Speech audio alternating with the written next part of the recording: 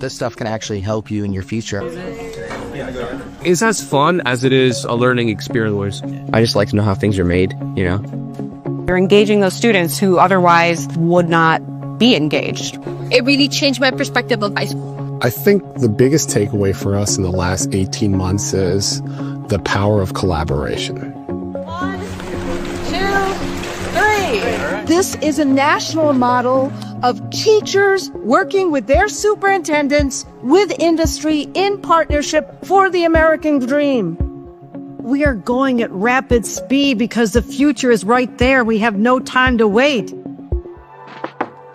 18 months ago, we broke ground, and now we have 10 different school districts doing a myriad of different things. Some are building out full shop classes around advanced manufacturing. Some are going really deep into robotics, and there's a great deal of them looking at ways Python works in the background of a lot of technologies around advanced manufacturing. The Micron initiative is to expand microchip production in America and using our high schools, our current technical education high schools, to create a pipeline to bring more workers into that industry. The advanced manufacturing framework was very unique in the way it was developed. It was developed by teachers, for teachers, with industry input. We are building this curriculum from the ground up. It's curriculum that makes sense because it's made by teachers. It's made by the people who are on the ground. We went to the industry, got feedback from the industry, and then brought it back and implemented it in the classroom. Sometimes we do it the opposite way, where we build curriculum and then we bring in partners, but we brought the partners in first to tell us what they need so that we're making sure that we're giving that to the students. So it allowed them to see the connection between what they already were teaching and an industry that was untapped. We identified from Micron the fact that IT Fundamentals, or Tech Plus, was the foundational certification for their pipeline program. So we merged the two, so that way we were taking IT students that have that interest in electronics and putting them into that field, chip engineering and understanding all of that technology behind that. This class shows me what I could be doing for my future, and we also do research about work related to this class. Even if you're not really super interested in the wiring aspect, your instruction is a lot different, I would say, than a typical, core content area classroom. So now, unplug one part of that lamp, not the battery. If we unplug one leg from the lamp. To be able to have a content and a curriculum that was crafted by educators who also have that same skill set was very well thought out, and it's a really whole systems way to approach project-based learning for our students. It has to be in the same line, that's perfect. It's fun, I find this fun because there's a lot of practical stuff you do, like setting up routers and Ethernet cables, It's fun. Putting that together, it interests me. I like the hands-on aspect of it. I don't ever have to, hey, let's get off our phones. Let's pay attention. Let's put our heads up. Their heads are already up because it's content they're interested in. And it's probably one of the most fun classes in here. And it's one of the only classes I'm actually going to use in my future. I feel like most of us want to get into an engineering or STEM field. So having this class is kind of like a stepping stone. All right, let's do it. We work in duos, and the whole point of this project is that we use our robots and record our robots to align to each shape. Okay, so far so good. It just needs a little bit of tweaking. But generally, the community here is really, really supportive in terms of everybody working together to help each other out in terms of coding, repairing robots, and making sure that everybody has the right parts. And even in the industry, you're not only working by yourself, you're working with other people as well. I love being able to see them be curious, to solve a problem, to believe in themselves. Something that's really cool, specifically about this building that we're in, is this is the actual middle school that is Micron's home school. So people who are going to be living around this plant, they're going to be attending this very school. In Watertown, New York, there is about 60% poverty. And the reason I think this program is great is because I'd like to try to break some of that generational poverty by having opportunities that I didn't have in my years of teaching. It is probably the most excited I've been about a program. Having a program like this that is free and accessible to any student is amazing. We have public school kids going to class, and we're saying, hey, you take this class, you learn this information, you have entry-level skills to go into the industry. And I'm really proud of that because our students should all get that opportunity. Public education always has that stigma of being that system that's kind of just getting those students prepared at the baseline but not going above and beyond. We challenge that stigma by bringing in our industry partners. We hear a lot that what students are learning isn't useful, that the unions don't want to see changes in schools. It's not true, but this program really shows everybody working at their best, bringing out the best of our public schools who are now working with our teachers unions, who are working with industry, and all of us are in this together with the same goals. It is a company-driven, teacher-designed game changer for students. It's the way CTE should be done nationally.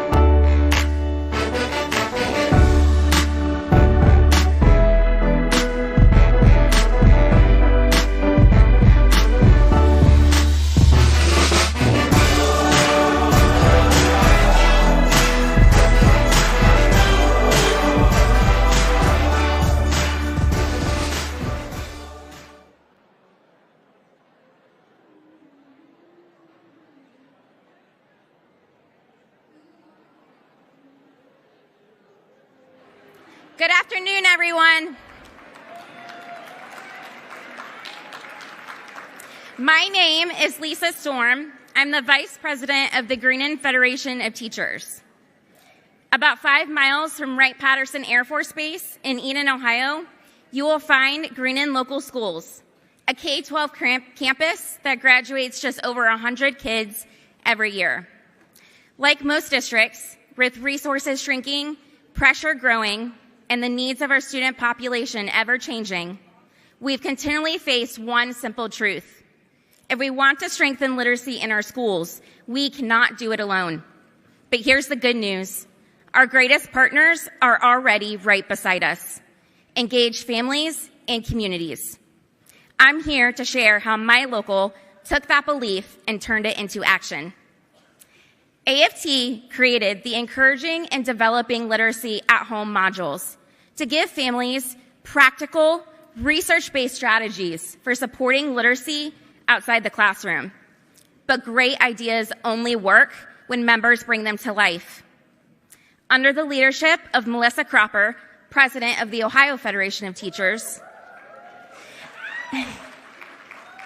a literacy cohort was formed with a mission to build local capacity to deliver these powerful tools in our communities. With the full support of my local president, the Greenon Federation of Teachers said yes, not a hesitant yes, a let's get to work yes. A small team of our members trained with the modules and immediately began planning. With the help of AFT, First Book, OFT, and Jean Rebar, Executive Director of Learning Lighthouse, we didn't just plan events. We created relevant programming that engage parents in conversations around literacy and what they're doing in their homes. We hosted 3 family-focused events this year, culminating in a literacy carnival for our youngest learners. It wasn't just fun, it was transformative. Over 50 families attended, and more than 500 books were placed in kids' homes. By year's end, it wasn't just parents and teachers involved. Local businesses and community groups, and even our secondary students joined in. The county library brought the bookmobile and summer resources. Teachers set up stations focused on early reading and with take-home activities. The PTO donated local school supply boxes. The local ice cream dairy gave out coupons and free farm passes. A former NBA player shot hoops with our kids and shared stories. The high school student clubs connected literacy to art and science through demonstrations. And of course, there were hot dogs, bounce houses, balloon animals, and guest readers to keep the fun going. What started as a call to action became a community-wide effort to make literacy relevant, joyful, and most of all, accessible. When we connect personally with our families and understand their unique strengths and routines, we can offer meaningful, practical ways to support literacy at home. These relationships create a bridge between school and home, making reading a shared, supportive experience that helps every child thrive. Was it a lot of work? Yes. Was it worth it? Absolutely. Each event helped us grow.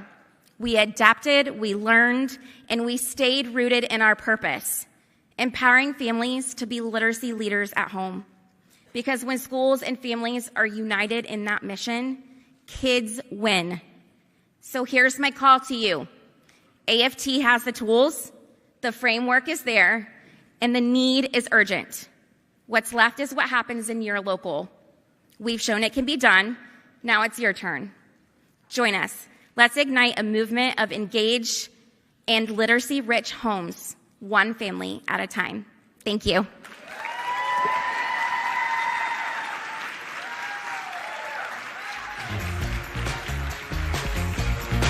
Please welcome AFT Secretary Treasurer Frederick Ingram.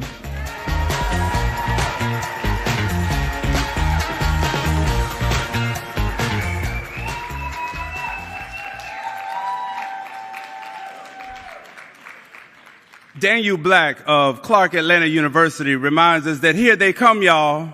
Here they come. Here they come, y'all. Here they come. Teachers, educators, life changers, healers, the griots, messengers, the educational first responders. Here they come, y'all. Here they come from the West Coast, from the East Coast, from the Iron Belt, the Rust Belt, the Great Lakes, the Southwest, from the Deep South, from the Northeast. Here they come, y'all. Here they come. Elementary school teachers, middle school instructors, high school educators,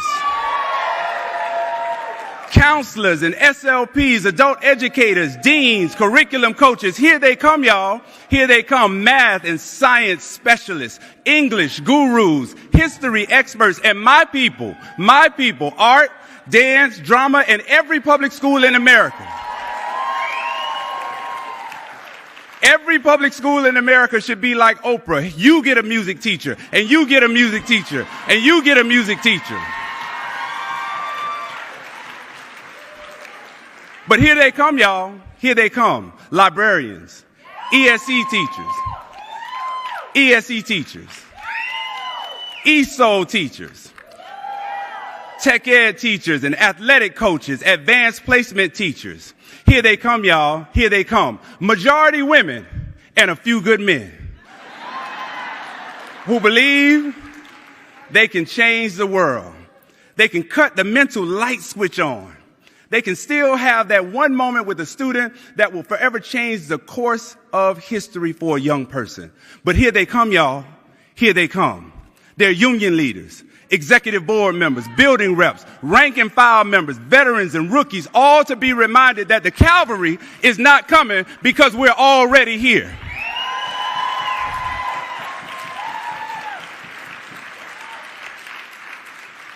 This beautiful tapestry of 1.8 million members we call the American Federation of Teachers, where our mission, in fact, our mandate, will not allow us to be deterred, not allow us to be denied, and not allow us to quit. And that, coupled with our resilience, would not allow us to fail in this relentless pursuit for a better public education system, a better body politic, and in fact, a better life for all who care deeply about the students that we serve. As a union, our job is to comfort the disturbed and to disturb the comfortable. When I say, who are we? You say AFT. Who are we? AFT. Who are we? AFT. Who are we? AFT. Damn right we are. Good afternoon, everybody.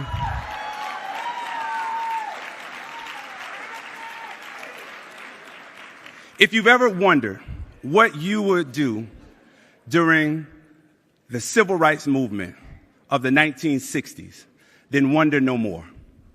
Because your time, my friends, your time is right now. The baton is in your hands. How far will you run? Will you stand for something? Will you teach our young people and then fight for them in the same breath? There is a bully in Washington, D.C. And in my hood, when you had a bully, the first thing I did was run and go get my big brother. Or in some cases, it might have been your big sister. Well, today, I'm feeling really good because I feel like we went and got 1,200 of our big brothers and sisters from all across the country, and this bully will not win this fight. They can't beat us all. So let me remind you that elections matter. Elections matter. And you might ask yourself, Ingram, why talk so much about politics? Why involve us in what's going on in Washington or any state capital policies for that matter? Well, let me remind you of this. We didn't go looking for politics. Politics came looking for us. And we don't have all the power that we want, but we know how to use all the power we have. And so never forget, never, ever forget that our strongest superpower is outrageous, contagious, courageous, and downright good teaching and learning in the classroom for every child in every zip code. When that synergy is created, when the light comes on, when the eyes open a little wider, when that frown turns into a smile, when they come back and say, hey, teach, you were right. When they walk across the stage, when the parent says, I don't know what you did, but I'm so glad you did it. When pomp and circumstance is more popular than boots on the ground. It's you. It's you in the back. It's you on this side. It's you in the front. It's you. It's the magic that happens in a classroom. And in these days where people in power are defunding public schools, perpetually over-testing our students, overcrowding classrooms, teacher shortages not being addressed, under-resourced schools, bad public policies, and really, really awful politics, we must be reminded that we are enough, that we are significant, that we are worthy of respect. And our schools, our communities, the students and families that we serve, and our profession will win this fight. We will win this fight.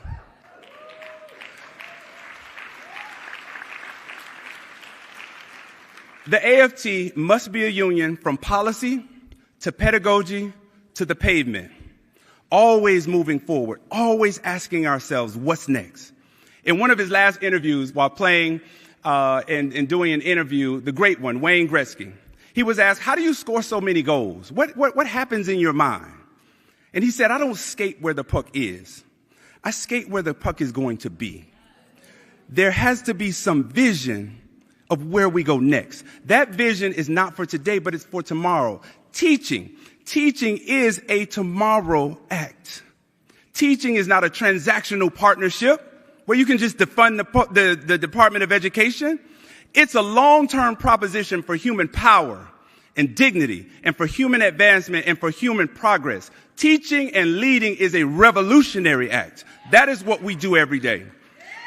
And revolution, my friends, isn't simply the turning over of leadership. It's the turning over of real power.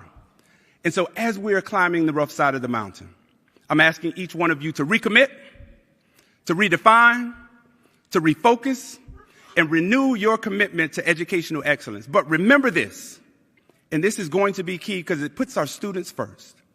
When you get back to school in the fall, our students will possibly have dealt with their mom, their dad, their grandmother, an aunt or uncle, a brother or a sister who has been disappeared, who has been kidnapped from this country, from the federal government. Our students may have a mom or dad who, or both, who were long-term employees for the federal government and have faced unemployment for the first time in their lives. Our students may have a mom or dad or themselves who have rightfully been receiving benefits from the federal government and no longer receives that assistance. You may have a student that has been the victim of racism or anti-Semitism or Asian hate or Muslim fear-mongering or put down because they are poor, because our world is saying if we disagree, then we are enemies. And as teachers, we know that not to be true.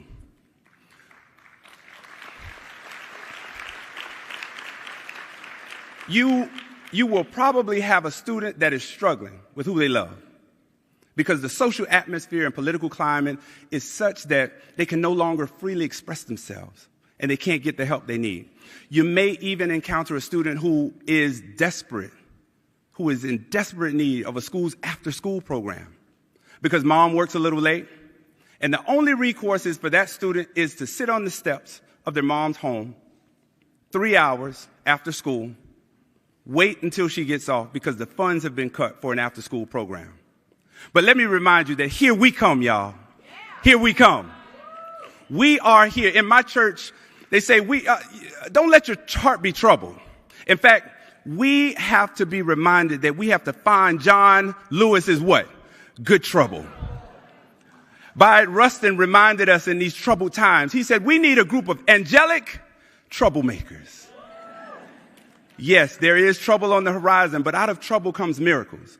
My friends, don't let the troubles of this world overwhelm you. Instead, let them be the fuel that drives us to success. In the African American tradition, we say trouble don't last always. Trouble don't last always. And so I'm reminded of a high school, it's not a high school poem, but it's a poem that I learned in high school. And it is befitting of the moment in time that we're in right now. And it says, when things go wrong, as they sometimes will, when the road you're trudging seems all uphill, when the funds are low and the debts are high and you want to smile, but you have to sigh. When care is pressing you down a bit, rest if you must, but don't you quit. Life is strange with its twists and turns, as every one of us sometimes learns. And many failures turn about when you might have won had you stuck it out. Don't give up, though the pace seems slow. You might succeed with another blow. Success is failure turned inside out, the silver tint of clouds of doubt.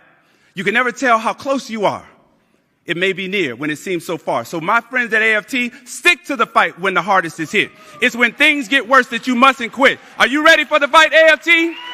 Are you ready to stand up, AFT? Are you ready to go get them, AFT? Do we love our students, AFT? Do we love each other, AFT?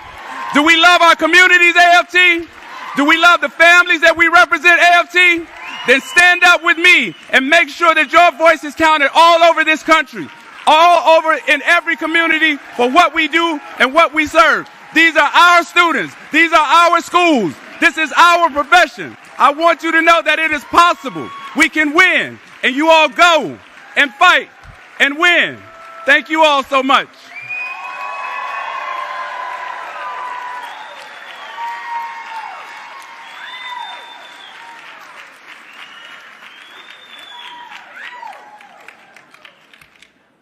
Now that I've gotten that off my chest, I have the distinct pleasure of introducing an amazing educator, a young man who I have met, and he is doing some fantastic things. He got his start teaching literacy as a UFT member in New York City. He now spends his time working for sustainable changes within schools that are driven from its heart. He is the author of a book called We Got This. which goes into the practical ways in which really listening to kids is key to creating more equitable school spaces. Ladies and gentlemen, give a big AFT welcome to Mr. Cornelius Minor.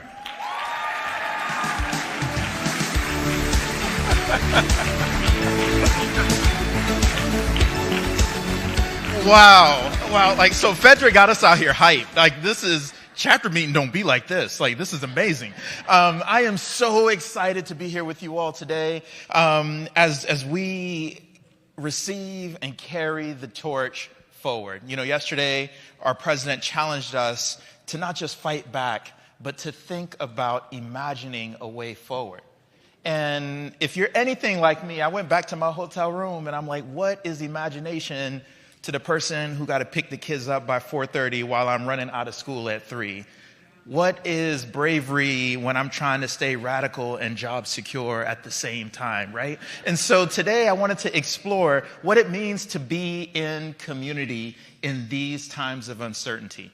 What can the blueprint be for all of us? Now Frederick was out here hyped, and I have a confession to make as we start our proceedings this afternoon. I am a nerd. Thank you. So a room full of my peers can understand that. And here's the thing, I ain't no regular kind of nerd. I am the every action figure in the closet, all the Comic-Cons kind of nerd. And as such, Transformers was my thing. Right? And here's the thing. In 1986 was probably the most visionary year for me, because that's the year that Transformers the movie came out, right? And as a nerd, in 1986, that movie was everything to me. It showed me what the future could be, right? We're thinking about how we imagine a way forward. In 86, I saw it. I was going to have a hoverboard. In 86, right? And here's the thing, that movie came out in 86, but it was set in 2005. So I was waiting until 2005 came so I could get my hoverboard, right? Waiting. And here's the sadness. My hoverboard ain't never come in 2005, right?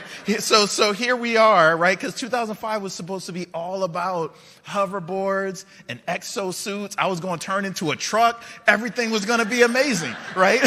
Everything was going to be amazing. Yet here we are in 2025, and our world is on fire, literally, right? We all started this January as we watched our neighbors in California burn, right? But these are things that you know, right?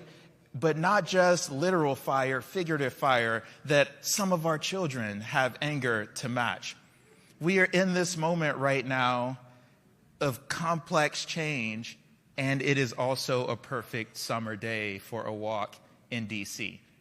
And here's the thing about all of that on days like today, hundreds of D.C. children in my neighborhood in Brooklyn, right, rely on nearby shelters. See, I see y'all, Brooklyn always in the front, right? Like always in the front. But hundreds of children rely on nearby shelters for a first meal, right? And I also know that by the time this keynote is over, kids in private daycares just north of here already had their second snack, right? And so these complexities worry me. They worry all of us. We're here to study them, right? That some folks have everything. They have opportunity, resources, access, choices, safety. And some folks have comparatively little, right? And we have known this, right? But these are extremes. And here's what I want to point out this afternoon. That we know that extremes like this weaken communities and weaken schools. Our union knows that we cannot raise whole humans in a context of extreme circumstances. Now, I know that you're here today because you know this. I ain't saying nothing new. But I also know that you're here because we're innovators and we're trying to figure out the way forward. So how we build that, right? And we build that knowing all of the places we have been. As I stand in front of you today, I know that I'm looking at a room full of the folks who have already done the work. Yet we're asked to do more, right? We have been family to kids and we've understood their traumas and triumphs. We have taught the things that can be measured. Math, art, physical education, music. But we've also taught the things that cannot be measured. Humanity, integrity, and courage, right? We served diverse groups of kids before it was a thing. We saved this country from a pandemic, and we are still reinventing how we support kids. But here's the hard part for me that I'm really wrestling with at this conference.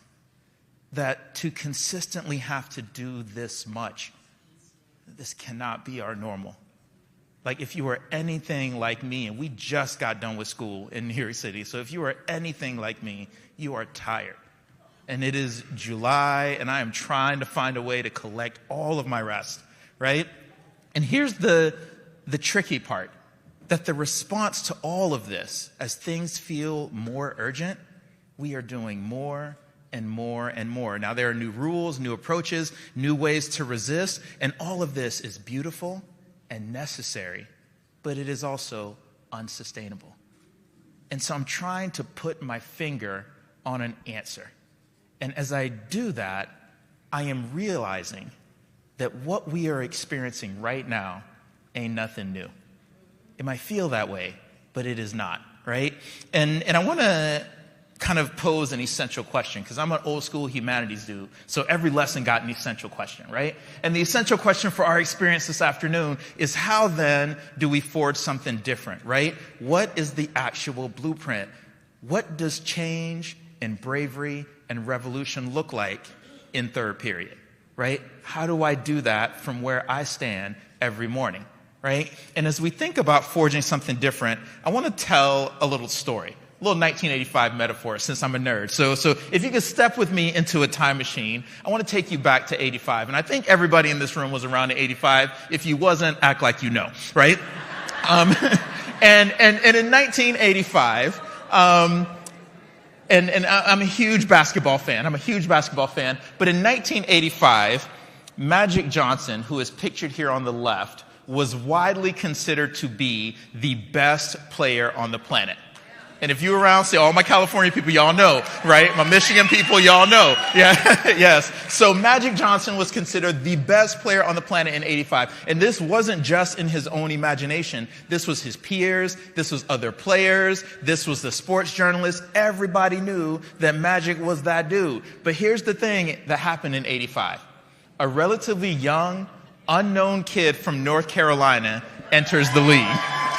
I see y'all, NC. Yeah. So this kid, his name was Michael Jordan. So he enters the league in 85. Now in 85, wasn't nobody checking for him because Magic was the man, right? And so in 85, Michael Jordan, who is pictured here on the right, Michael Jordan and his scrappy young team from Chicago, they flew all the way, see Chicago in the building, right? They flew all the way to LA, right? To play against the mighty Los Angeles Lakers. Right? And again, nobody was checking for him because Magic was the man, right? So the game starts and all eyes, all cameras, all attention is on Magic. And the game starts and this little boy, Michael Jordan, scores point after point after point. He proceeded to give Magic Johnson the business, right? By the end of the game, Magic is sweating, right?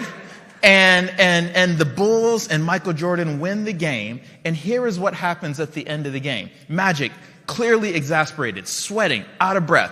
A reporter goes up to Magic Johnson and the reporter says this. The reporter says, Magic, you, the best player on the planet, and this little kid just beat you. What happened? And here is what Magic said. Magic stared directly into the camera, and it's on YouTube, so you know it's true, right? Magic stared directly into the camera, and he said, "These new kids are messing everything up. They ruining the game of basketball. It used to be that kids waited for your defense before they tried to score. This little boy don't wait for your defense. It used to be people didn't score on every attempt. This kid scores on every attempt. These new kids are ruining the game." And here's the thing. As I sat in my hotel room last night, and as I was thinking about our charge to move forward, and I feel guilty admitting this, but sometimes I feel like a 1985 Magic Johnson. These new COVID kids is ruining everything. It used to be folks turned in homework. These kids don't turn in homework. It used to be people raised their hands. These new kids don't raise their hands. And here's the thing. I don't want to feel like a 1985 Magic Johnson. I feel very guilty about this confession, right? And so I'm really thinking, how do we move forward? And here's, I want to fast forward 7 years in our time machine to 1992. In 1992, Magic Johnson and Michael Jordan, for the very first time, joined the same basketball team. They both joined Team USA to play in Barcelona, Spain for the Olympic Games, right? Yes, y'all know. So I got peers in this room, y'all know. And many people argue that this is the most dominant basketball team ever assembled. They were nicknamed the Dream Team. They went out to Barcelona. They won every game in commanding fashion, right? As they win, they are standing on the gold medal podium at the end of the final game. They're standing on this gold medal podium, and here's the interesting thing. The same reporter from 1985 finds Magic Johnson, and here's what the reporter says. The reporter says, Magic, 7 years ago, in 1985, I interviewed you, and I asked you about Michael Jordan. And you told me in 1985 that Magic Johnson was ruining the game, that Michael Jordan was ruining the game of basketball. Yet here the two of you stand on this stage after winning a gold medal, perhaps basketball's highest honor for your country. What do you have to say for yourself now? And Magic stared contemplatively into the camera, and this is what he said. He said, in 1985, I was the most dominant player here. But because the game was changing all around me, I had to adjust how I play it, or I was no longer going to be successful anymore. And as I think about our way forward, I am looking out at a room full of the most dominant players in the room. But here's the thing, y'all. This game is changing all around us. And so I'm trying to figure out then, what are the specific adjustments that we make so that we can still be successful? That we used to be the game changers, and now the game is changing us, right? And so what does that go like as we move forward? You know, as I think about it, even summer 2025 has a different feel compared to summer 2024, right? And we feel it in our classrooms. There are invisible things that we can't see, but we know is there, right? When we think about schema, so what kids know when they get to us and how they know it, that's different now. When we think about mental health, so how kids encounter difficulty, how they solve problems, how they treat themselves, how they treat others, how they treat us, all that feels different now than it even felt last year, right? When we think about affect, so how kids relate to or respond to learning, all that feels different now. Even rate, right? How quickly things move in the classroom. It used to be, you know, I'm an English teacher, right? Used to be you say to me, lit essay, and I can look at you and I can say affirmatively, 4 days. Now you say to me, lit essay, I don't know how the hell long. We just gonna be here till somebody turns something in, right? Like, so all of that feels different right now, right? All of it feels different, right? Even the things that we can measure. So achievement, behavior, sense of belonging, growth, all of these things are different now. And you all know that all of these things has been complicated by the way that contemporary politics and market influences intersect with the work that we do. So how we teach reading, how we think about our history, how we care for our most vulnerable, how we teach kids to consider the humanity of others. These are no longer topics of shared community concern. Rather, these have become the objects of public spectacle. And this hurts young people, and this hurts us, right? So again, I'm thinking, and I'm gonna need y'all to think with me a little bit about, again, how do we answer our president's charge to dream big as we move forward? Because we can't just fight and go back to how things used to be. We gotta create something more beautiful, right? And so as I'm thinking about this, I wanna invite you all to think alongside me, because I'm wondering, again, I'm building on our initial essential question, how do I ensure that the experiences that we design speak to what children and to communities say that they need? So in a moment, I'm about to do a quick little teacher exercise with you. But before I do, y'all know these books? Y'all know these books? And I know I'm an English guy, but for those who don't know, these books were the favorite books in the classroom last year. Like, everybody loved these books last year. So last school year, these were the favorite books. The way they are set up, these books are written by scientists. So what they do is they take two animals and they compare them in the wild to kind of see who would win, right? So if you can imagine, again, the scientists would write all about a jaguar, then write all about a skunk, and then they compare the two to see who would win. So if you can imagine, this is, how do I put this? This is National Geographic meets WWE wrestling, right? Right? And here's why, like, for example, did you all know that a skunk could beat a jaguar? I ain't know that. Like, a jaguar don't want no problems with a skunk, right? And so here's why I'm showing you these books, because here's the thing that I want to ask you. And this book has not been written yet, so if anybody knows anybody at Scholastic, tell them I need this book. But I'm wondering, and I'm going to ask you to talk to your table for exactly 30 seconds. I want you to talk to folks at your table. And this book has not been written. Here's the thing. My two favorite animals are sharks and lions. Those are my two favorite animals. It is said that sharks and lions are two of the smartest, hardest working organisms on this planet, right? Sharks are incredibly hardworking, incredibly smart. It is said that when they're born, they start swimming and they'll never stop until they die. If that ain't a teacher, I don't know what is, right? Right? Lions, same way. Lions are always caring for the young, securing food, building habitat, hardworking, smart. But again, this book has not been written. So at your table, 30 seconds, in a race, who would win? A shark or a lion? I need to figure, and this ain't a trick question, I don't know. Who would win? Uh-huh.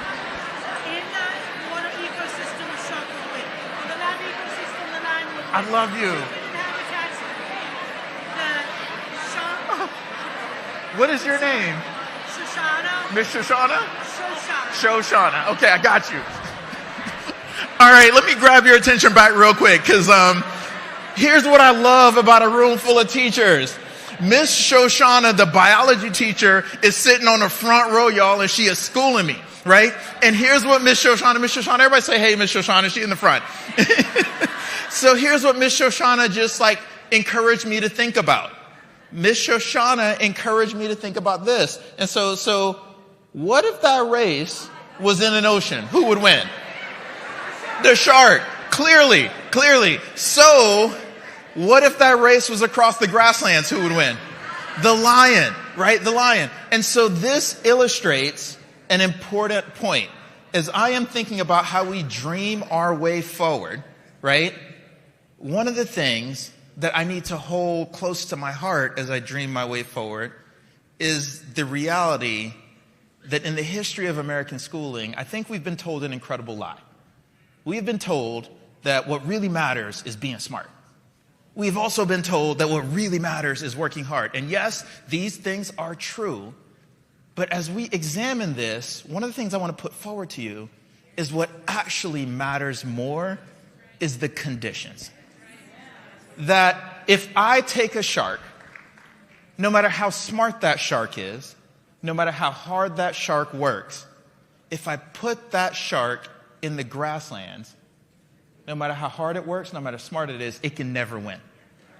Similarly, if I take a lion and I put that lion in an ocean, no matter how hard that lion works, no matter how smart that lion is, it can never win. And for too long, American communities and classrooms have built classrooms and ecosystems that feel like oceans, and then we yell at our lions for not succeeding, right? And so as I think about building conditions, then my essential question for how to dream a better future has to evolve. How do we create conditions that allow all people to succeed, including us, right? And again, I want y'all to dream with me. I'm dreaming here, and I'm thinking about how we not just fight, but how we build, right? And as I think about this, as I think about how we create those conditions, this afternoon, I want to put forward two hypotheses for our work moving forward, right? The first is that how we act on our belief in children has to be different now. that I think every one of us comes to this room, comes to this profession believing in kids. But what belief looks like in this 2025 ecosystem is profoundly different than what belief looked like last year. And so our belief got to be a different kind of strong for this year, right? But my second hypothesis is boldness. That everybody in this room is incredibly bold, right? Everybody in this room walks with that boldness into work in the morning, and then we walk back to our families with that same boldness. But what boldness looks like in 2025, I think has to be a little different. And so I want to explore that as we think about dreaming forward. So of course I'm talking about adjusting to this game a la Magic Johnson, right? But I also want to acknowledge we are doing all of this new stuff while striving to overcome some very specific barriers. And so I want to be clear-eyed about my dreaming, right? That I am dreaming of radical possibility in the face of unsustainable expectations. Like if I do all of the things, I am too tired to attend to my family, to have fun, to, the thing that challenges us in this moment is that we are doing this work in a context where the cynicism and fear that exists outside of our classrooms is making its way into our classrooms, right? And then we're attempting to be flexible and thoughtful and creative and loving while there are rigid institutional and social structures that cannot always match the flexibility with which we must work, right? And so I'm thinking about what it means to believe in young people, and I'm thinking about what it means to be bold in the face of these challenges. And so I want to give us a bit, again, of a blueprint for how we dream, a bit of a recipe, right? And again, I think that belief in 2025 is flavored a little bit differently, right? That when a thing isn't working out for kids, we can engage in the kind of innovation that creates better realities, right? And we know that intellectually, but what does that look like at 10:15 a.m. right before third period, right? I know these things intellectually, but what does that look like when I've only got, 7 minutes to walk the kids down to the lunchroom, 23 to eat my lunch, and then I got to get back to it, right? And so sometimes in school, there can be this rigid belief that this is how a thing is supposed to be done, right? And so when there's a situation in a classroom that doesn't always work for kids, sometimes I get stuck to my very rigid thinking, right? And so I am practicing as we dream our way forward how to move beyond that. And here's a fascinating thing, because often what happens in school, and you know this as well as I do, that sometimes instead of thinking about how we might bend curriculum or reimagine or remix an experience to work better for kids, sometimes the demand is that young folks conform to us. And as I look at this room, I see folks nodding their heads. I hear people whispering, you know that this is not okay. But here's the interesting thing. Also, young people know that this is not okay. And they almost always attempt to communicate this to us, right? We see it in their behavior. We see this in their growth, right? No young person ever is going to write me the well-worded email that says, "Dear Mr. Minor, the way that you crafted this learning experience does not meet my needs as a learner," right? I am never going to get that email from a kid. Rather, that kid is going to throw a paper ball, right? That kid is going to get out of their seat and walk around the room while I'm trying to teach. That kid is going to take out a cell phone. That kid is going to nudge a friend, right? And when that kid throws the paper ball, that's the kid communicating to me, "Dear Mr. Minor, the way that you crafted this learning experience does not meet my needs as a learner." But here's the thing that happens. Sometimes we read that communication and we label it. We call it deficiency. We call it defiance. And we have historically used these labels to sort and segregate kids. And so one of the things that I am grappling with as we imagine radical possibilities for the future is that belief in 2025 means asking myself, how might we do things differently? That sometimes the conversations at school become all about, how we quote unquote fix the bad kids, right? Instead of reflecting inward, sometimes I shift blame to kids. And again, these are not always easy confessions to make while I'm standing on the stage holding this mic, right? And here's one thing that we know, that this process of inflexible system and labeling of kids, this process happens disproportionately to our multilingual children, or to our children with learning disabilities, or to our kids from groups that have historically been marginalized in institutions like school. And one of the things that I am internalizing as we dream a better future, and as I think about the nuts and bolts of that dream, is I am attempting to use this summer to teach myself and to be in community with folks like you to understand that if the ways that school have historically worked to harm some people, then we can reimagine what it means to do school. That this is the kind of innovation that I feel inspired to do at this conference. So saying that I believe in you now in 2025 means I believe in you, so I will innovate until this thing works for you, right? That you know, and I often ask myself, all right, but we've known innovation as the tool, right? And this is my family. We're New Yorkers. We're in Brooklyn. We live in Fort Greene, so all my Brooklyn people. And to know about Fort Greene, you got to know that Fort Greene has gentrified very rapidly. So there are a lot of cars in Fort Greene that didn't used to be there. So me and my family, we ride bikes everywhere. So this is us on the way to school in the morning. You know, I take my daughters, I drop them off, and we bike everywhere. And here's the fascinating thing about being a bike family is my kids, they got the Disney Plus, and Disney Plus is crazy, y'all, because my children, they watch all these movies, and the children on Disney Plus, their families got cars. And so my daughters, they come to me and they're like, why we don't have a car, right? And so my daughters this summer, it's rough, y'all. It's rough being a dad. But my daughters this summer, they were like, Daddy, we want to get a car and we want to go on a road trip. I'm like, why do we need a road trip? A-Train right here. Why do we need a road trip? But you know, my partner and I, exactly, there it is, yes.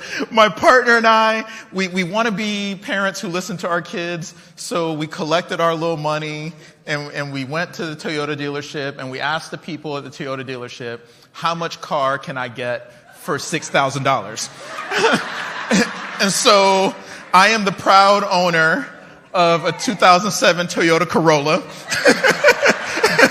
So if you see me in the Corolla, don't be jealous, right?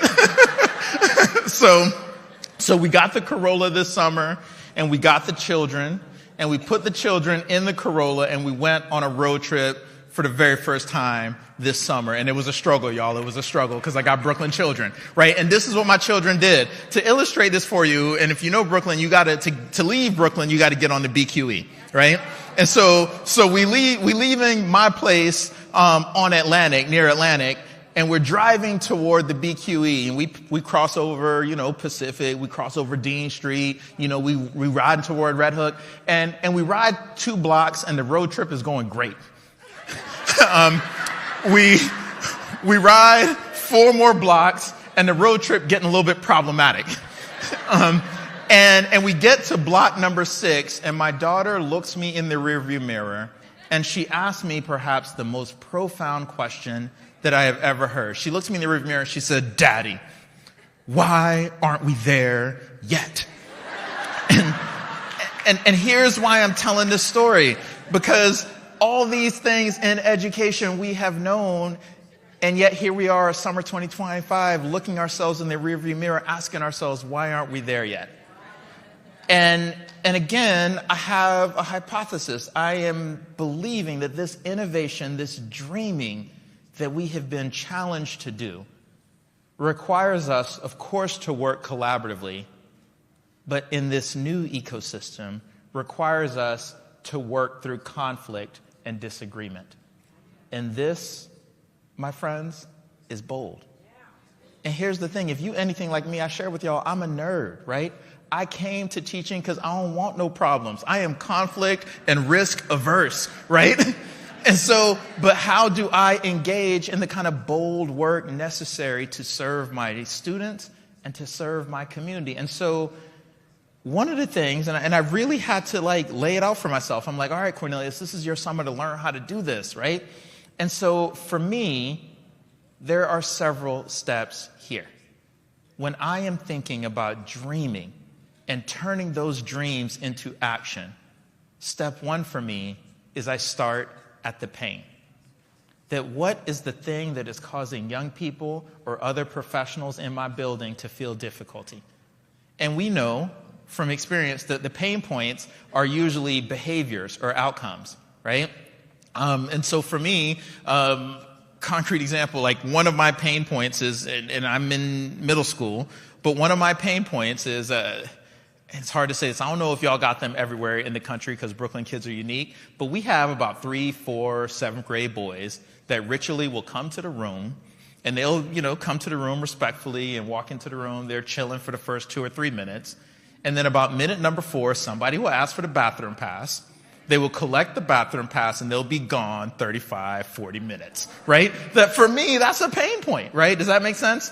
And here, and I don't know if y'all got those kids in the rest of the country, but I go to the department meeting or the grade team meeting, and sometimes we'll talk about our pain points. We'll talk about the kids who leave the room and don't come back, right? We talk about the pain points, and we spend a whole meeting talking about the problem, right?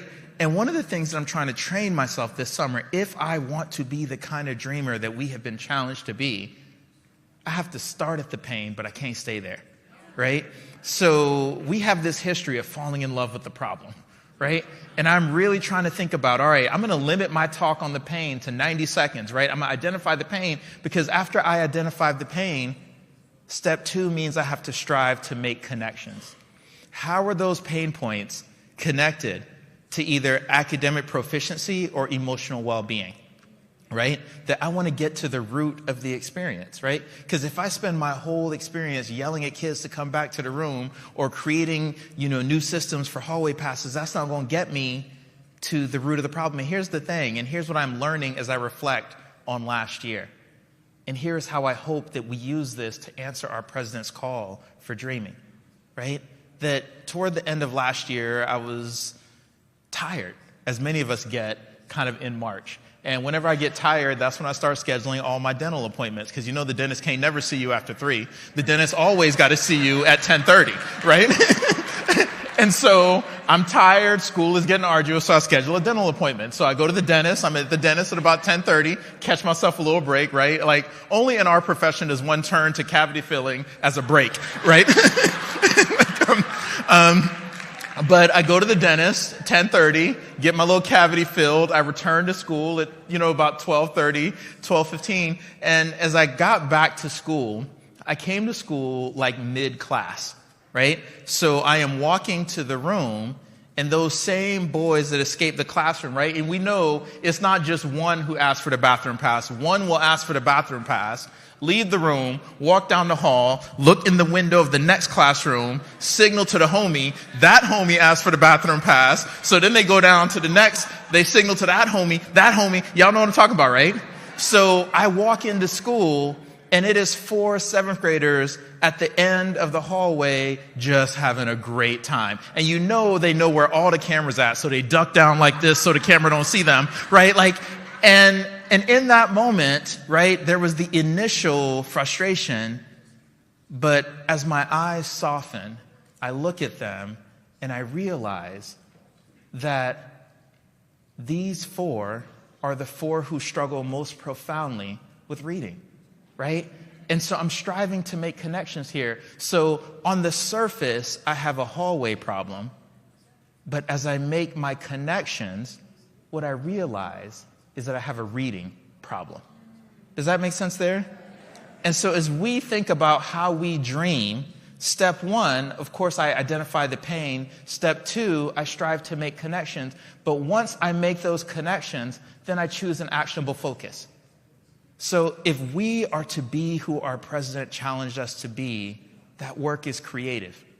I can't wait around for the AP to have a solution. I can't wait around for the superintendent or the principal to have a solution. That I can think about, what can I do to serve my people right here? What is one focal area for now that might have the greatest impact to alleviate the institutional pain that I'm seeing right now, right? So this is where the dreams happen, right? I start making ideas, right? And one idea that I had as I gazed lovingly at these 4 young men at the end of the hallway, as I was like, what would happen if the first activity that I created each period was an activity that reminded kids of their inherent genius, was an activity that was possible, was an activity that felt accessible, was an activity that felt successful. If a kid feels successful within the first 3 to 5 minutes, will they be as likely to escape, right?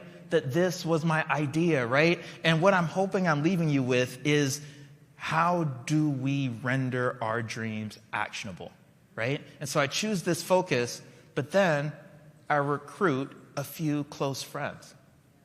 I think the greatest lie ever told in movement work is that we need everybody's buy-in. We don't need everybody's buy-in. You just need a few homies, right? Even the American Civil Rights Movement was 9 people in a church basement, right? Yeah, right? And so I recruit a few close friends. So it's me, the gym teacher, the social studies teacher, right? A few close friends. And I talk to them about the pain that I'm experiencing. Hey, is kids escaping the room, right? That is my pain point. And then I set a measurable goal. Hey, I wonder what would happen if we changed the first 5 minutes of our class period so that kids could feel like the work today is accessible, right? So I share my thoughts on the way forward. And then all I do is we try it. And this is what I'm asking you to do this afternoon. That we cannot dream of a different future if we don't take the first steps toward that future, right? So I test my plan for a few weeks. Is this going to work, right? Then I collect my data. How well did it work? How many students did it work for? How long did it last, right? I collect my data, and then I reflect on my observations. Okay, I noticed this. I noticed this. I think I can refine or tweak this, right? That this is messy, that dreaming work is messy, and there will be some mistakes, right? And here's the thing. It was me, gym teacher, social studies teacher, right? And we altered just the first 5 minutes of class to kind of like create some accessibility. And our hypothesis was, if every kid feels successful in the first 5, will they escape later on? And so we went, and I was really kind of thinking about those boys that like challenged us. We went from kids missing sometimes on average 7 class periods a week. We went from missing 7 down to 2. And that's not perfect, right? Like you could argue, that we still have a hallway problem. One could argue that. But the dreaming work of being in the muck and making it work, right? And so then, after you try it, you simply come to the grade team meeting, or you come to the department meeting or the chapter meeting, and you use that data that you collected. Now we can propose a way forward. So now I can come up to the friends and the colleagues at school, and I can say, hey friends, hey colleagues, here is what we're experiencing, right? And here is the issue at the root of that experience. And here is what we can do about it. And here's how I know, because we already tried it. And when we tried it, here are the outcomes that you can expect.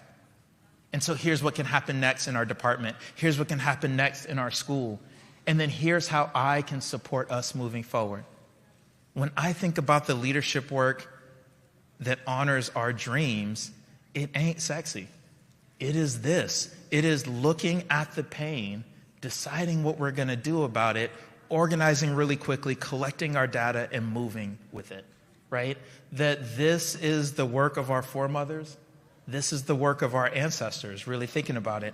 And so as I close out today, I always got to talk about my parents. This is the OG. This is my father. I am Cornelius II.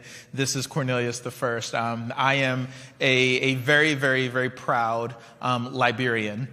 I grew up in Liberia, a small country off the coast of West Africa. And of course, like many New Yorkers, my parents moved to this country when I was small. And for those of you who don't know Liberia, I always got to brag. Liberia is one of 2 independent black republics on the continent of Africa. Yes, big shout outs. And so what that means is that there are only 2 countries in all of Africa that have never been colonized by Europeans. So my social studies teachers, y'all with me, right? It is us in the West and Ethiopia in the East, right? And so I always tell people, from our Marvel Comics fans, I grew up in the original Wakanda, right? like that's where I'm from. And one of my fathers, I grew up at home, and then we came to this country at the onset of the Liberian Civil War in the mid-'80s. And like many of our students, I became the cultural translator for my family, not the linguistic translator. My parents speak incredible English, but the ways of this country were very challenging for my parents. And so what that meant was that if my mother had to go to the bank to conduct business, I would go with her, even as a 9-year-old, right? Or if my father had to go attend a meeting, I would go with him as a 9-year-old, just to kind of help him make sense, that I, adjusted well to this country. I had American friends, I ate American cheeseburgers, but for my parents, not so much. And there was a moment that reminds me a lot of the cultural moment that we are in right now, that my parents were incredibly hardworking and creative, like many of the families who attend the schools where we work are. That, my mother was a lawyer in our country, and when we came to this country, she worked at Wendy's, right? And my father was a scholar at home, and then he worked security at Macy's when we came to this country, but they did what they had to do. And part of my job as the translator, the cultural translator for my family, one of the things that I did, I would sit with them, every so often in the evenings, and I would help them to pay bills. Now, this is the 80s, so this is old school bill pay. So this is before all the online stuff. So you get the butter knife, you open an envelope with the butter knife, and you write a check with your hand. And part of my work was I would help my father make those uncomfortable phone calls, right? Which bill are we going to pay right now? Who are we going to call and ask for the deferment or for the, I would help my father kind of negotiate those things. And I was good at it. I was proud because that was one way that I could give back to my family, right? And there was one month that was particularly hard. And I remember my father, and it was me, my mom, and my younger sister had already gone to bed, and my father is sitting at the table, and he turns to my mother and he says, this month is especially hard. This month we might not be able to make it work. And I remember that month, the phone calls weren't, how do we defer this one and how do we pay this one? The phone calls became, how do we borrow food? Or who can watch the kids while we get a second job? And I remember looking at my father with this intense anger. That I'm a nerd. I want to be playing with G.I. Joes. I want to be outside playing soccer. I don't want to be at the table helping my parents navigate hardship. Yet here I am. And I remember my father sensing my anger. And he was a real, still is a real perceptive dude. And he sensed my anger. And he said to me this, he said, Cornelius, your mother and I, we have done everything right. We have done everything this country has asked us to do. We have worked hard, we have gone to school, we have gotten jobs. And young man, sometimes in this life, you do everything right and you still lose. And young man, sometimes in this life, you do everything right and there is still hardship. And as I have shared with you all throughout this conference, as I have sat with tables and eaten lunches with you all, I recognize that I am in a room full of people who have done everything right. Yet here we are in the midst of this hardship. And for folks who have done everything right and still face hardship, one of the things my dad told me, he's like, you can face this hardship by burying your head in the sand and pretending it don't exist. You can face this hardship by lashing out at your friends and your family, or you can face this hardship by summoning all of your creativity. You can face this hardship by taking the people that you love and holding them close. That one of the things that I am learning in this historical moment is that as we face this hardship, we get to choose how the story plays out. And as we choose how the story plays out, The thing that I want to leave you with is this, that we have been called upon by our president, by our world, by our moment right now, by our history, to move through this very difficult moment. But one of the things that I am really challenging here is there is a profound difference between simply moving through difficulty and boldly facing difficulty. That simply moving through difficulty to me feels passive. Facing difficulty feels like the people that we have been called to be. That moving through difficulty says, you know what, if I just hold on, this thing gonna be over soon. That's passive to me. That moving through difficulty says, oh, this thing must be happening to me because somehow I'm not working hard enough, or somehow I'm not creative enough, or somehow I'm not cool enough, or somehow I'm not smart enough, right? Moving through difficulty says, you know, if I just wait, somebody in charge is going to rescue me by telling me what to do, right? That can't be how it goes, because moving through difficulty does not address the difficulty itself. That as we prepare to leave here and return to our communities, boldly facing difficulty, dreaming, says that things are going to be difficult. Things are going to be messy. Some things will even be left undone. This does not mean that we have failed. That boldly facing difficulty says that we can prioritize young people without centering the dogma that has historically been sold to us as the way. That boldly facing difficulty says that solving this moment does not mean that things go back to how they used to be. That we are allowed to dream in ways that, yes, will be messy, that, yes, will be hard, that might even make us unpopular. But here's the thing, that facing difficulty ensures that we are the architects of our own experience and of our own progress. Thank you. Thank you. And so, as I close today, I certainly hope that I've left you with a little bit of a blueprint of how we answer the call to dream. How we move beyond a fighter stance, right? That we cannot simply fight, that we can dream and that we can build.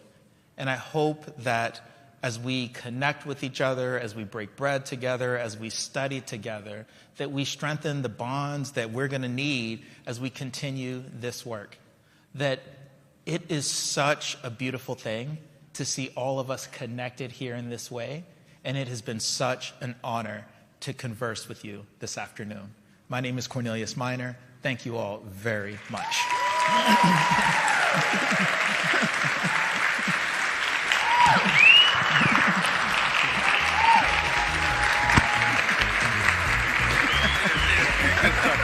Thank you. Good job. Fantastic job. Let me take you out one more time. Let me give you up one more time. Good job, man. Fantastic. Thank you. Thank you so much. All right. Awesome. Wasn't he fantastic? All right, all right. Listen, we have a great panel that's coming up. But one more time for Cornelius Minor.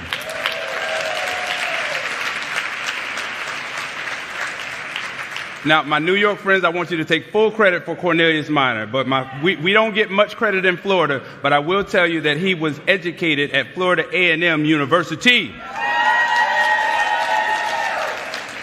Even this Wildcat got it in for you. All right. Listen, I want to tell you that before we start this panel, let me just set this up for you. Sometimes I feel like I'm drowning in a sea of data points, but here are two that struck me from a Harris Poll Discovery Education survey last year. 46% of teachers say student engagement has declined compared to 2019. And 83% of students feel there aren't enough opportunities for curiosity at school. We know that we need to take students to deeper learning, where they can think critically, solve complex problems, communicate effectively, and work both independently and collaboratively. Yet, despite all our efforts as a community of educators, in so many places we are not there yet. And we're not even mining the incredible asset of student curiosity. Even though we know from research, students achieve more in environments where they engage in relevant, hands-on, develop social and emotional competencies like self-management and resilience, and get to demonstrate their own knowledge, including through presentations and using new technologies. We have 3 amazing and dynamic perspectives from which to look, both at ways to engage students and the forces they are distracting and forces that are distracting them from those opportunities. A respected policy researcher, a robotics teacher and local union president, and a recent former student and apprentice electrician. So let's bring out our speakers and give them a warm round of applause.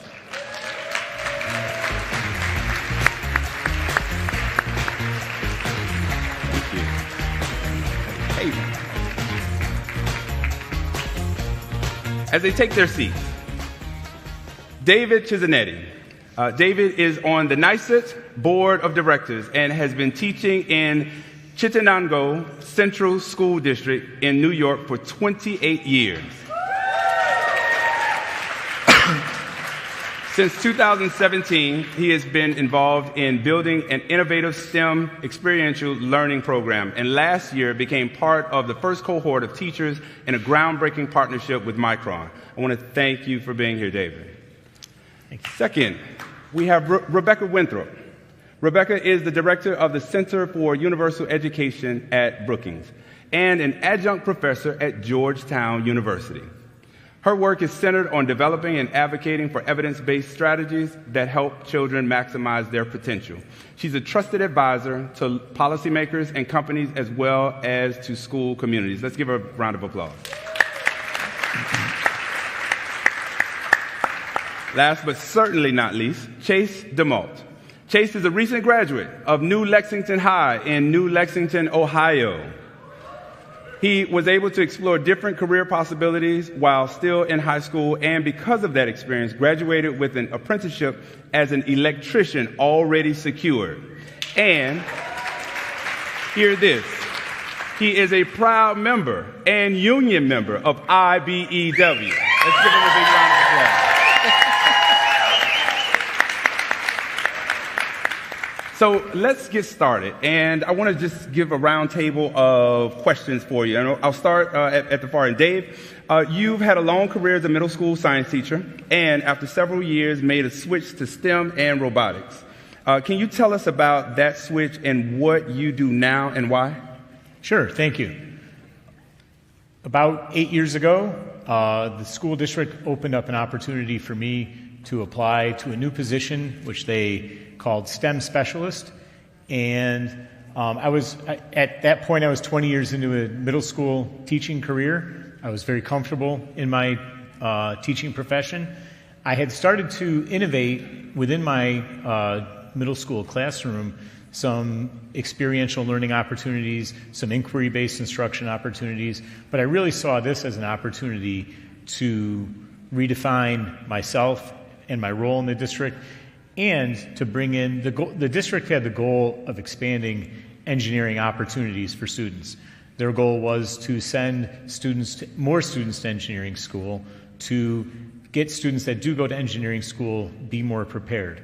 So I saw this as an opportunity to really take that innovative approach and expand it and open it up. So I thought the best way to do that for me, I had a background, I have experience in the field of industrial engineering, and I figured the best way to do that, the best way to bring engineering into the high school is to create an engineering learning lab at the high school level. And so that's what I've tried to do over the past 8 years, is give the kids an experience just like they would have in an engineering firm. So I've really tried to bring all the aspects of what engineers do in a daily job into the classroom and give them that experience. So today the kids come in and they work in a team environment. They have almost, within the rules of the classroom and within the rules of the program that we use, the VEX Robotics program, they have a lot of autonomy. I do not create structures for them. They create their own individual team structures. They create their own leadership roles, and they have so much agency in what they do on a daily basis. I'm more of a facilitator. I facilitate the materials. I facilitate the environment. I facilitate assistance when they need it, but they are the driving force behind their learning, and it's an absolutely been an amazing opportunity for the students and for me, and we've been very successful with that program.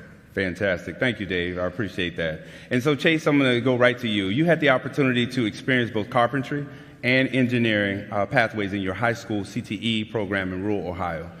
Tell us about the choices and opportunities you had and what a day in the life looks like for you.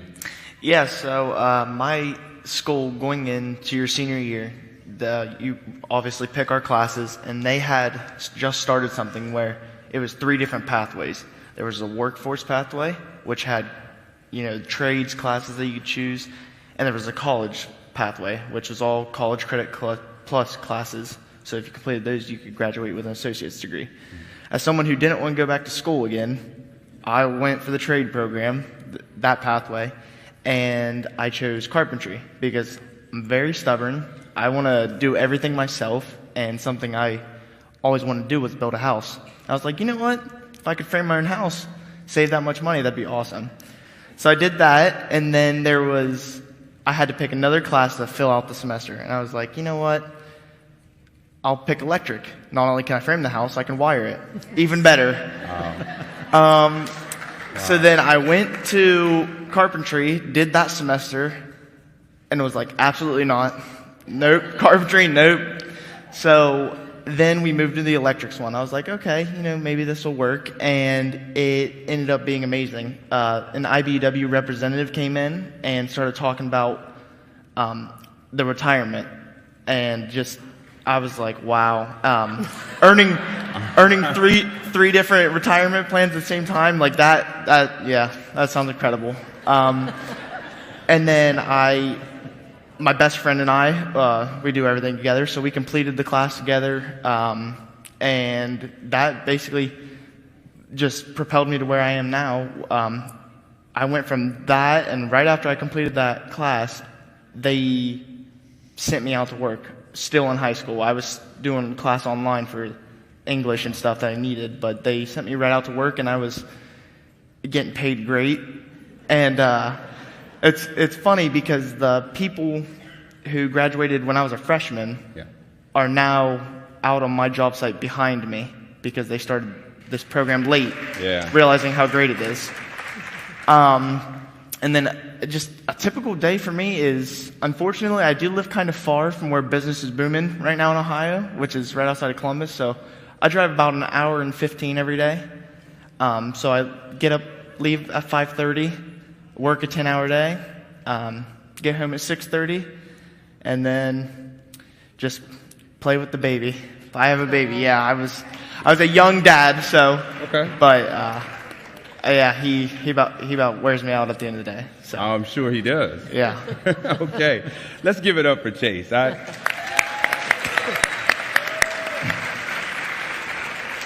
Chase, as a young man thinking about retirements and your 3 retirements, I have to ask you this question. How old are you? I just turned 20 last week. Just turned 20 last week. I think this young man has been here before. Okay? Good job, and thank you very much for that. And I want to jump to Rebecca. Your research interests span the globe from what kids need to learn and thrive to how to measure it. What are you learning about the impact of cell phone distraction and social media addiction and how it is impacting student learning and engagement? And how do families feel about this? Oh my gosh, mobile phones. Who has one? Raise your hand. Everybody.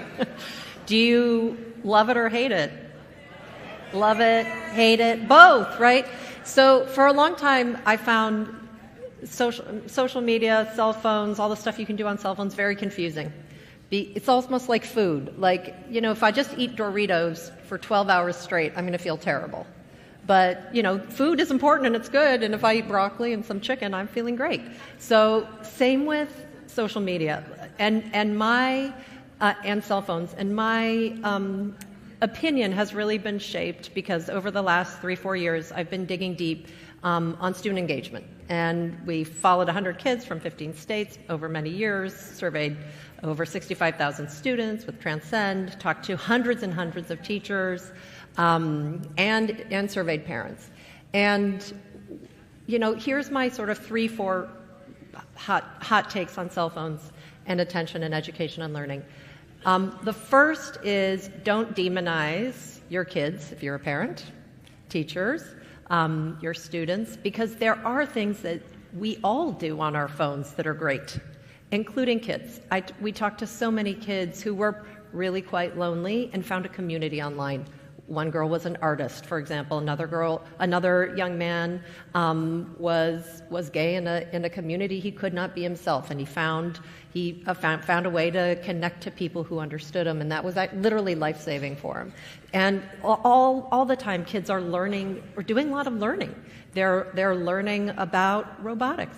We have one kid who was totally disengaged, took a robotics class, became super excited about robotics, spent his whole time on YouTube learning about it, and that actually led to a massive interest in school. It spilled over, and actually he got an Amazon Future Engineer Scholarship. So yeah, go robotics teachers. So there are things that phones are doing, that kids do, that are good and productive. But number two, these technologies are incredibly addictive. They're hard for adults. There is no way that kids with their developing brains can beat the tons of money that these large tech companies are pouring in to keeping kids on their devices. And the incentive of tech companies is all about profit. And they have a model which is engagement. I'm like, that's not real engagement. Their engagement is if you spend 5 more minutes online, on your phone, on a social, this is certainly true for social media, it's good, it makes money, even if that 5 minutes is learning about robotics or how do I commit suicide. To them, it's the same thing. Yeah. And so the incentive structure is so powerful that we really have to be the guardians, caregivers, and that's coaches, families, parents, school leaders, all of us who work with kids, we have to be the guardians of our young kids' development, and we have to put guardrails. I really think that bell-to-bell social school cell phone ban is a good thing. Absolutely. Now, if educators want to use phones for, tech literacy or to do some sort of interaction, fine, in the classroom under controlled circumstances, but we know that kids can't attend. Even if the phone is in their backpack, even if the phone is on the table but off. I see this with my own teenagers. He's trying to read and the phone is on the table. And he's trying to do his homework, and there's been studies. You can't stop yourself. So we need to be countercultural. We heard a whole incredible talk by Mr. Miner talking about being bold. Well, one of the most bold things we can do is be countercultural and say, no, our kids need a tech-free time, and that's in school. Yeah. Listen. And I think we're doing some wonderful work here at AFT, and I know our friends at NYSET has done some really good work in New York as well. But I want to stay on this distraction and addiction of cell phones and social media, and I want to get the practical interests. And how does that track with your experience, David? And Chase, I'm going to ask you the same thing. Does your experience track with the research? Absolutely. You see students, especially if they have any downtime, the phone is the place they go to immediately, and they interpret downtime in a very different manner. The students do than, say, the teacher does. So with robotics, I feel like we're almost replacing addiction, because robotics is very addicting. And I warn the students and the parents of that. And it's true that once a lot of the students that get involved in the program, they get hooked in on it, And then they're using their cell phone in very different ways. They're using social media in very different ways because they're on there searching for robotics content. They're on there trying to further their research and further their knowledge and further their capacity with robotics. So when you introduce them to a program like that, it does do a lot of replacing, so that now they're on social media, they're on their device for productive purposes.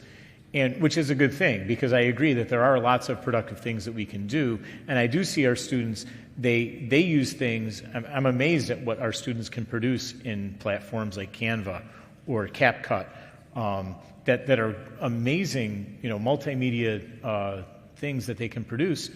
They had these great skills.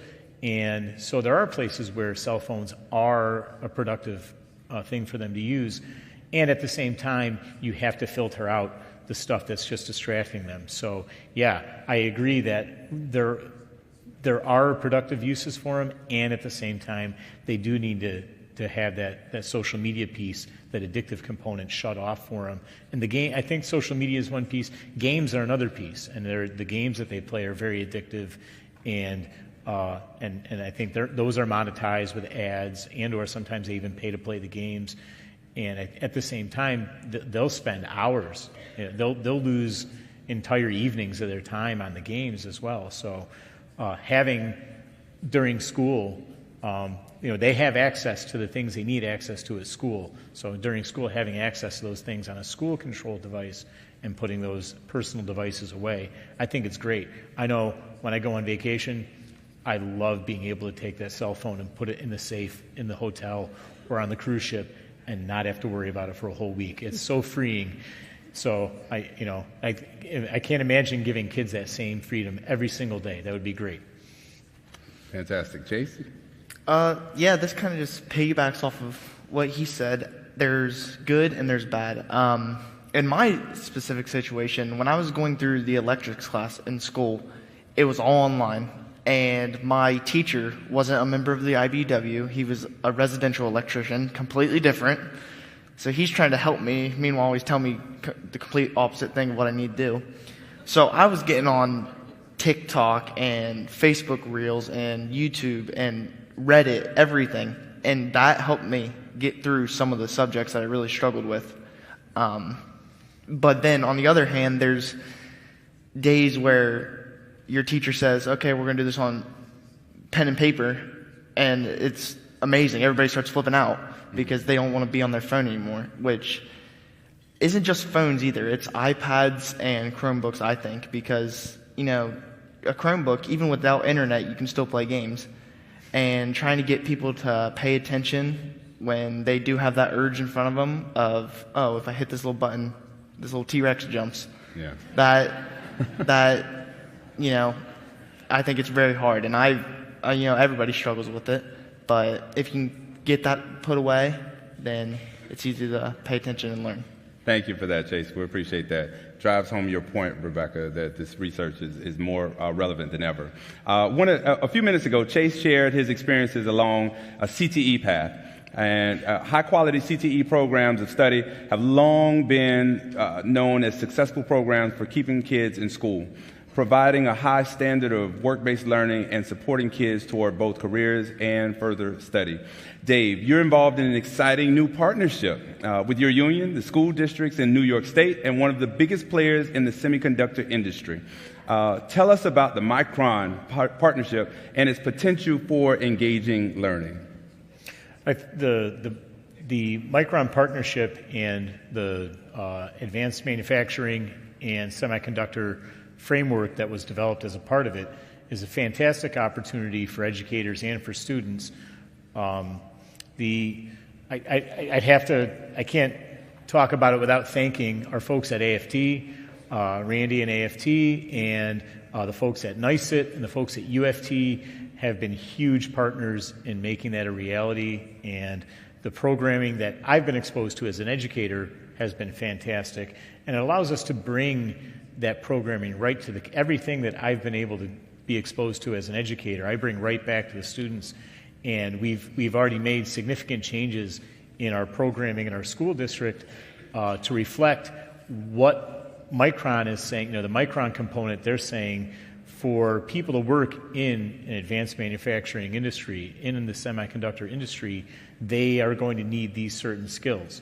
And so taking those things and bringing them and integrating them right into our classroom has been fantastic. This year we had a project-based physics class that did photolithography, that did silicone doping to create semiconductor material, semiconductor film. We did amazing things, and that all came right from that framework and the work that we've done, the professional development we did with Micron. So it's been a fantastic opportunity. And the great thing is that the framework that was developed, I think primarily at AFT, thanks to Leo Gordon at UFT, for helping us out with that. But the great thing is that the framework it's not a prescribed curriculum. Every district that's involved, or any district that wants to be involved in this kind of teaching, can take that framework and tailor it to their school, tailor it to their individual. Like I work in a very small rural district, and then other districts are, Syracuse City is a very large urban district. And both of those districts can take and tailor the framework to fit their school, to fit their students, to fit their individual needs, and to fit into the programming they already have. So for us, this programming has fit very well with the robotics program. It fits very well with our project-based physics program.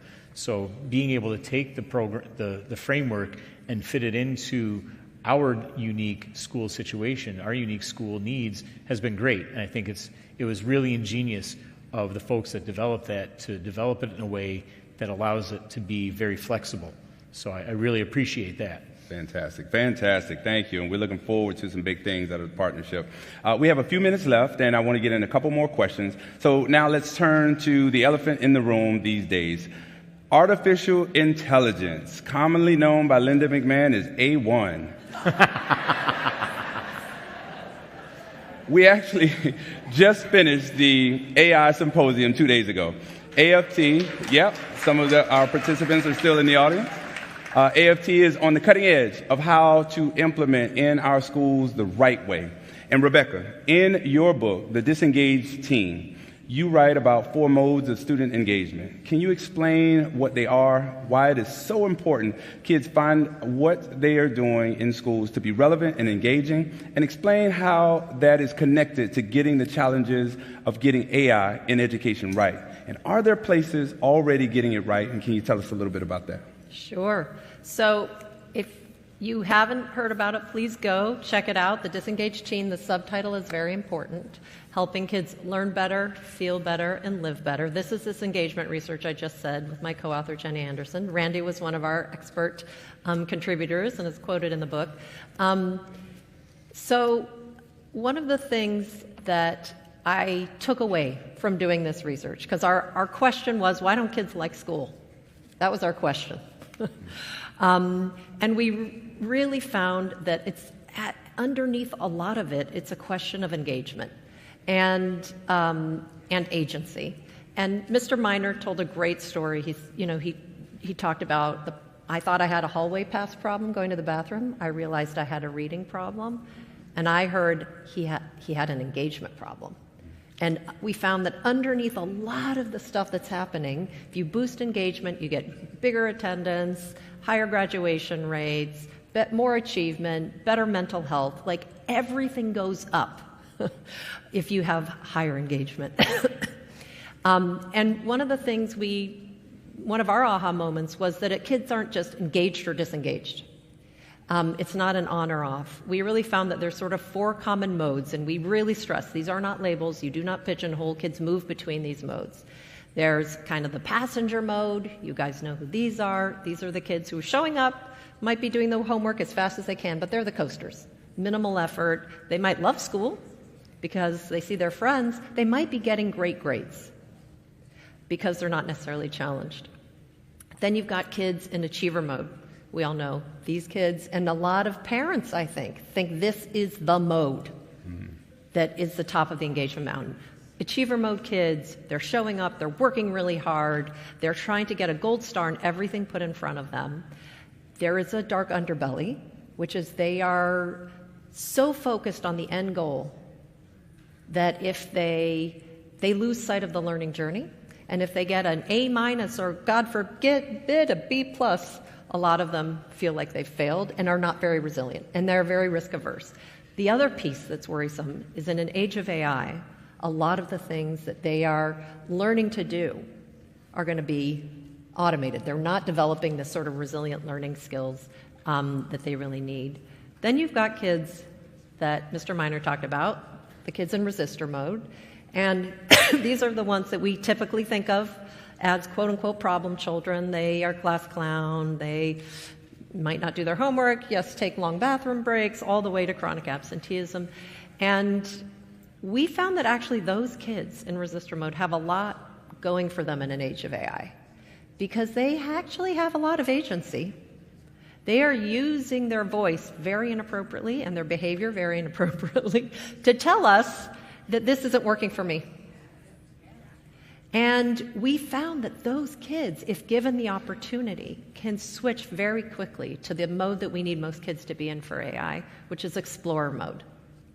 That's where kids are in a robotics class, and they have some freedom, and they have some choice. And yes, they're given instruction. We do need direct instruction, but they're given an opportunity to explore, find their curiosities. They have some autonomy. They have some choice.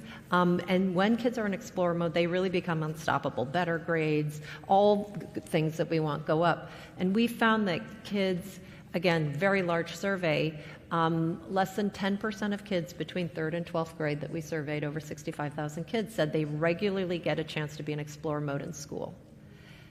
And this, we found, was not a teacher problem.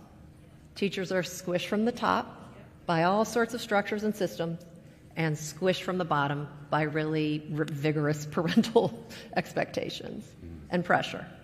And so in a world of AI, where really what we are really going to need is a lot of explorers. Because a lot of what we're doing, talking about the game changing around us, I love the Magic Johnson quote, we are going to have to forge a new path. And we're going to have to help kids be explorers. They're going to have to be really good, resilient, agentic learners. And to do that, we need to give teachers the opportunity to explore. Our teachers need to be given the chance to be explorers. And so the final thing I would say on AI is I'm very excited about the partnership with AFT, the Academy, AFT AI Academy. I've seen it in it's a model coming in other parts of the world, because so many forces are against kids when it comes to AI. The AI stuff is so big, you guys. We have a whole AI task force at Brookings looking at this issue at the moment. The printing press, the internet, and AI, it is that big in terms of what it means for educating kids. And really, the ones who are going to shape how it rolls out for kids is parents and teachers.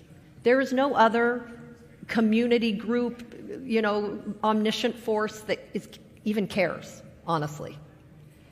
AI is now in absolutely everything, including Mattel. OpenAI just signed a partnership with Mattel. It's going to be in all sorts of children's toys.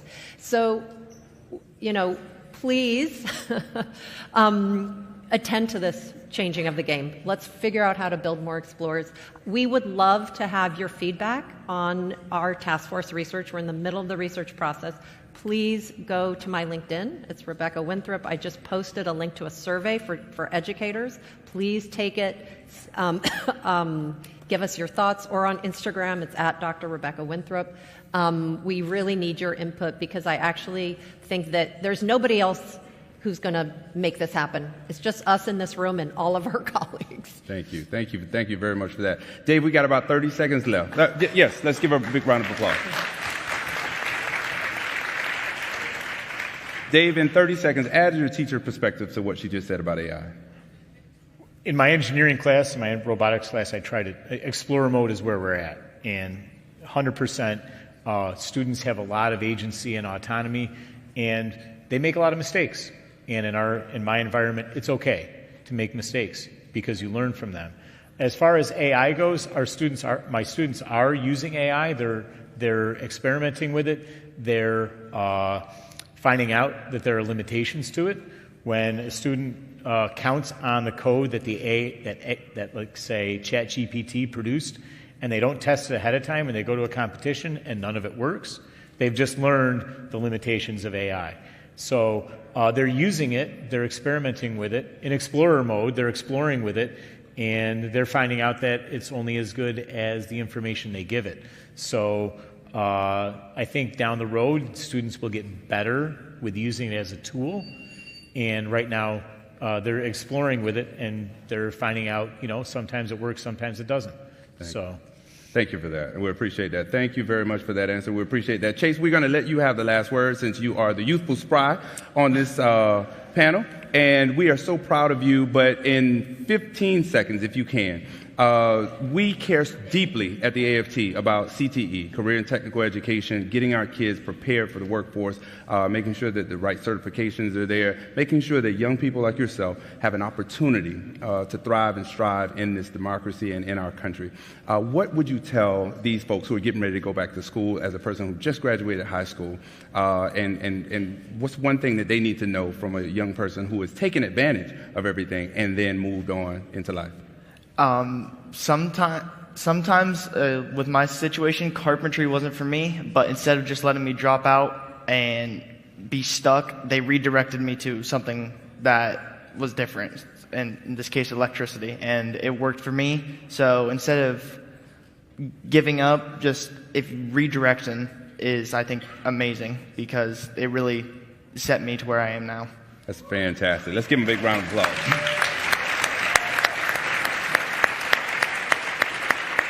So while we only get one retirement, we're certainly proud of all three of yours. Okay? Thank you. Thank you, Chase. Thank you, Dave. And thank you, Rebecca, for sharing your insights, your experiences, and most of all, your hope. And we appreciate you.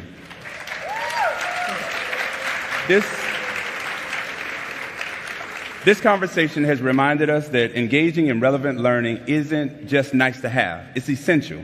It's how we meet students where they are and help them imagine where they can go.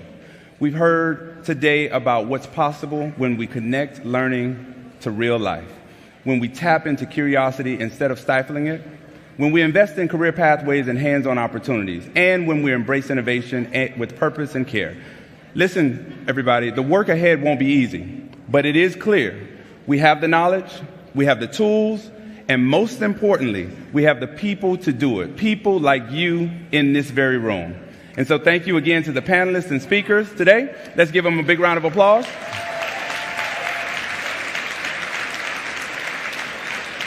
And just one note of housekeeping, we have a special session. Join us for a conversation with President Randi Weingarten at 4:30 today in the International Ballroom East next door. We'll see you all back here tomorrow at 10:45 a.m. for our closing brunch with my sister, Evelyn De Jesus. Thank you all so much.